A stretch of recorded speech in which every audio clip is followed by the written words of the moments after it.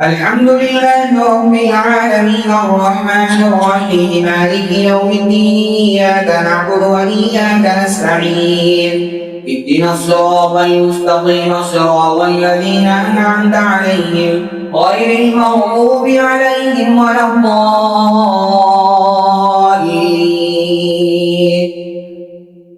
بسم الله الرحمن الرحيم. ألف لام را تلك آيات الكتاب المبين إنا أنزلناه قرآنا عربيا لعلكم تعقلون.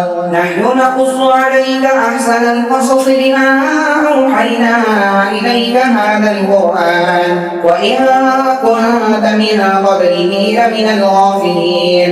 إذ قال يوسف لأبيه يا أبت إني رأيت 11 كوكبا والشمس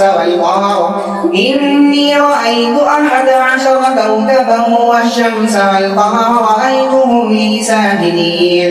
قال يا بني لا تقصص رؤياك على إخوتك فيكيدوا لك كيدا إن الشيطان للإنسان عدو مبين. وكذلك يجتبيك ربك ويعلمك من تأويل الأحاديث ويتم نعمته عليك وعلى آل يعقوب كما أتمها على أبويك من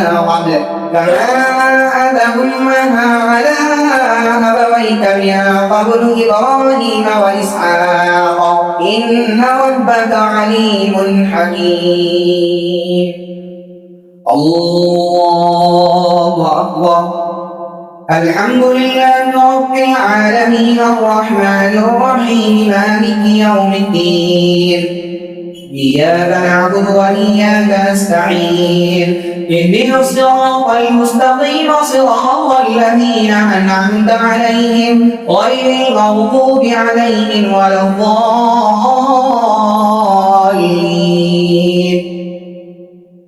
لقد كان في يوسف وإخوته آيات للسائلين إذ قالوا ليوسف وأخوه أحب إلى أبينا منا ونحن عصبة إن أبانا لفي ضلال مبين.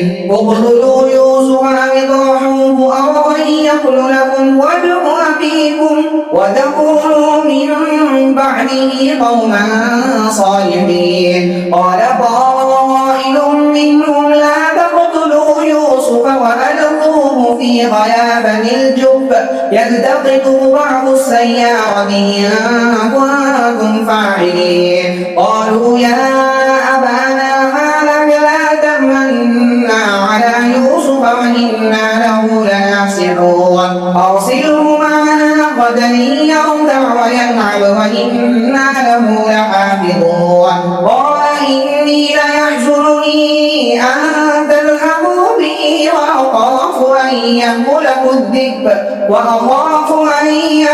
الذئب وأنتم عنه غافلون. قالوا لم نكله الذئب ونحن عصبة إنا إذا لخاسرون. فلما ذهبوا به وأجمعوا أن يجعلوه في غيابة الجب وأوحينا إليه لتنبئنهم بأمرهم هذا وهم لا يشعرون. وجاءوا أباهم عشاء يبكون. قالوا يا أبانا إنا ذهبنا نستبق وتركنا يوسف عند متاعنا فأكله الذئب وما أنت بمؤمن لنا ولو كنا صادقين. وجاءوا على قميصه بدم كبير قال بل سولت لكم أنفسكم أمرا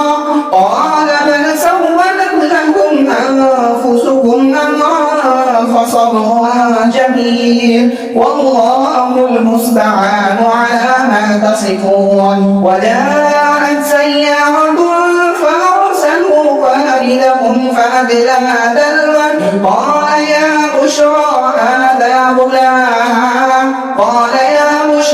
هذا غلام وأسروه بضاعة والله عليم بما يعملون وشروه بثمن بخس دراهم معدودة وكانوا فيه من الزاهدين. وقال الذي اشتراه من مصر لامرأته أكرمي مثواه عسى أن ينفعنا أو نتخذه ولدا وكذلك مكنا ليوسف في الأرض ولنعلمه من تأويل الأحاديث والله غالب على أمره ولكن أكثر الناس لا يعلمون. ولما بلغ أشده آتيناه حكما وعلما وكذلك نجزي المحسنين. وراودته التي هو في بيتها عن نفسه وغلقت الأبواب وقالت هيت لك قال معاذ الله إنه ربي أحسن مثواي إنه لا يفلح الظالمون. ولقد همت به وهم بها لولا أن رأى برهان ربه كذلك لنصرف عنه السوء والفحشاء إنه من عبادنا المخلصين. واستبق الباب وقدت قميصه من دبر وألف يا سيدها لدى الباب قالت ما جزاء من أراد بأهلك سوءا إلا أن يسجن أو عذاب أليم. قال هي راودتني عن نفسي وشهد شاهد من أهلها إن كان قميصه قد من قبل فصدقت وهو من الكاذبين وإن كان قميصه قد من دبر فكذبت وهو من الصادقين. فلما رأى قميصه قد من دبر قال إنه من كيدكن إن كيدكن عظيم. يوسف أعرض عن هذا واستغفري لذنبك إنك كنت من الخاطئين. الله أكبر.